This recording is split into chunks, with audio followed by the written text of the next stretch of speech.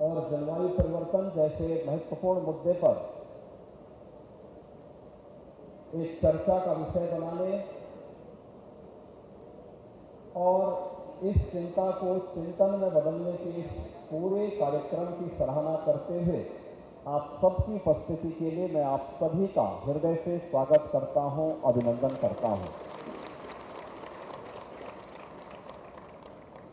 मुझे यहां आने में कुछ देर हुई।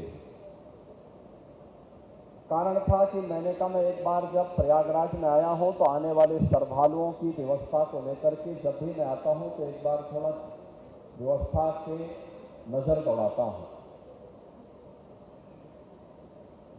जब हम आज के परिप्रेक्ष्य में जलवायु परिवर्तन की बात करते हैं और एक दूसरे पर दोषारोपण करते हैं तो वही स्थिति महाकुंभ के अवसर पर भी हम सबको देखने को मिल रहा है। मैं ऊपर से सर्वे कर रहा था, देख रहा था अलग अलग जगह पर पार्किंग की जगह खाली है, लेकिन हर व्यक्ति सड़क पे अपनी गाड़ी पार्क करके और संगम में स्नान करने के लिए चला रहा है। अगर वही व्यक्ति पार्किंग के स्थान पर अपनी गाड़ी खड़ी करे, हो सकता है उसको 100 मीटर पैदल चलना, 100 मीटर और पैदल चलना पड़ सकता है, लेकिन कहीं सड़क पे जाम नहीं होगा और आसानी से वह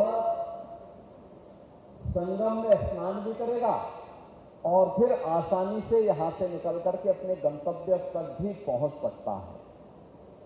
और यही हमारे दैनिक जीवन की भी विसंगति हो गई है।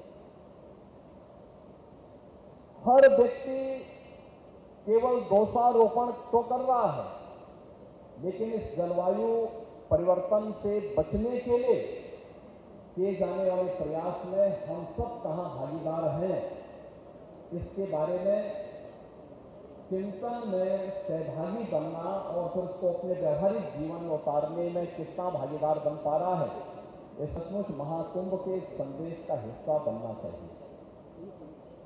हम सब आए हैं यहां पे त्रिवेणी के संगम में स्नान करने के लिए। आप याद करिए, आज से 10 साल पहले क्या गंगा और क्या यमुना नदी किसी प्रकार की अविरल और निर्मल रह गई थी?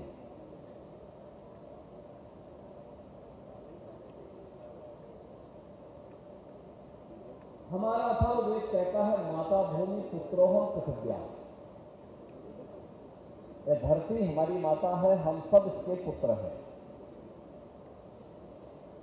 हम जब अपने वैदिक सूत्रों में ढूंढते हैं तो हमें शांति पाठ में इस चराचर जगत के कल्याण की हम बात करते हैं, लेकिन दैनिक जीवन में हम स्वयं के मार्ग में, कल्याण के मार्ग में स्वयं बैरियर बनकर के खड़े हो जाते हैं।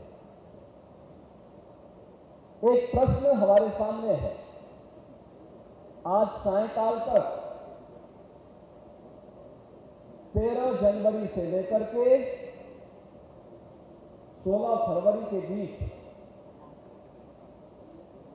इन 33 दिनों में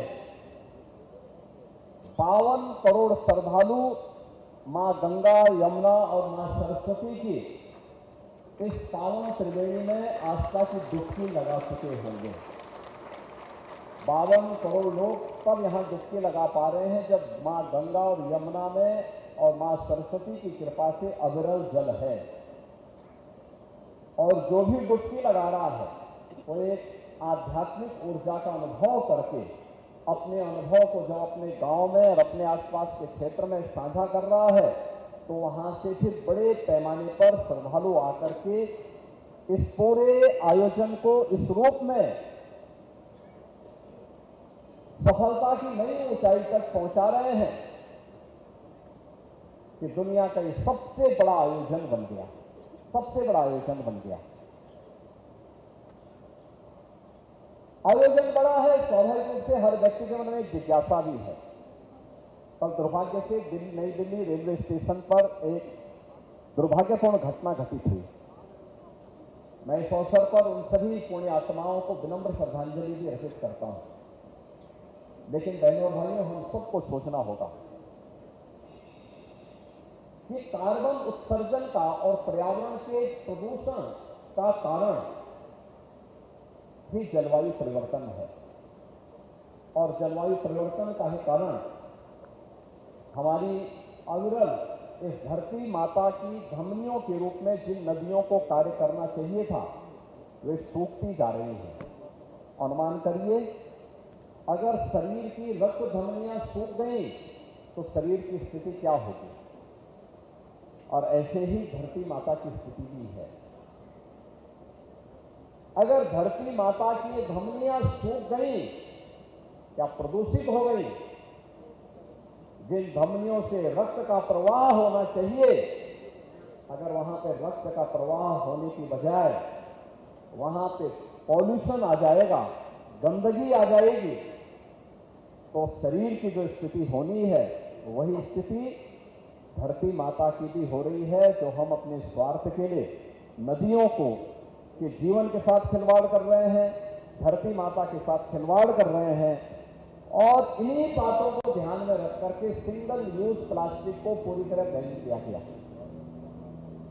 देश के अंदर प्रधानमंत्री मोदी जी ने घरों में ईंधन के रूप में जंगलों को काटने, कोयले का उपयोग करके जो कार्बन उत्सर्जन हो रहा था,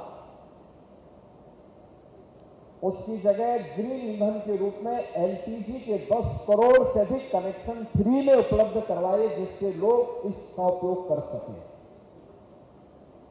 उत्तर प्रदेश में पिछले 8 वर्ष के अंदर हमारी सरकार ने 210 करोड़, नोट करना, 210 करोड़ वृक्षारोपण किया। और 210 करोड़ में जो वृक्षारोपण किए, इनमें जो हमने वन विभाग के द्वारा करवाए, इसमें 70 से लेकर 80% पौधे सुरक्षित हैं।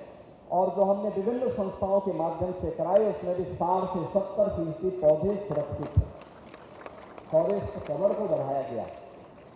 डीजल से चलने वाली बसेज के स्थान पर इलेक्ट्रिक बस को प्राथमिकता दी, उसको प्रमोट किया, उसके लिए पॉलिसी बनाई, उसके लिए अनेक कार्यक्रम बढ़ाए।